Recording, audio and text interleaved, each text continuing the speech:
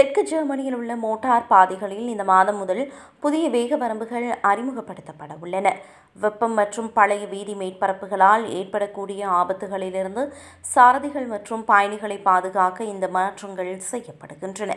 டெஹென்ட்ராஃப் மற்றும் ஹேங்கர்ஸ்பர்க் சந்திப்புகளுக்கு இடையிலான A3 பாதை ஓபர்ஷில்ஸ்ஹெய்ம் முதல் எச்சிங் ஓஸ்ட் மற்றும் லான்ஸ்டர்ட் வெஸ்ட் முதல் டிங்ஹோல்ஃபிங் ஓஸ்ட் வரை பல பிரிவுகளுக்கு இடையிலான A92 பாதைகளும் மற்றும் சால்ஹாஃப்ட் மற்றும் எல்சென்ட்ராஃப் சந்திப்புகளுக்கு இடையில் உள்ள A93 பாதை ஆகியவை சேதமடைந்த பாதைகளாகும். A3, A92 மற்றும் A93 மோட்டார் பாதைகளின் குறிப்பிட்ட பகுதிகளில் இந்த வேக வரம்புகள் நடைமுறையில் இருக்கும். இந்த பகுதிகளில் மணிக்கு 80 கிலோமீட்டர் வேக வரம்பு நடைமுறைப்படுத்தப்படும். ஓட்டுநர்களை எச்சரிக்கும் வகையில் பலகைகள் அங்கு வைக்கப்படும். அத்துடன் குறித்த வேக வரம்புகள் செப்டம்பர் வரை நடைமுறையில் இருக்கும் என தெரிவிக்கப்படுகிறது. இந்த பாதைகள் பழையவை என்பதோடு வெப்பத்தால் சில இடங்களில் வெடிப்புகள் ஏற்பட்டுள்ளன. குறிப்பாக மோட்டார் சைக்கிள் சாரதிகளுக்கு இது ஆபத்தை ஏற்படுத்தக்கூடும் என தெரிவிக்கப்படுகிறது.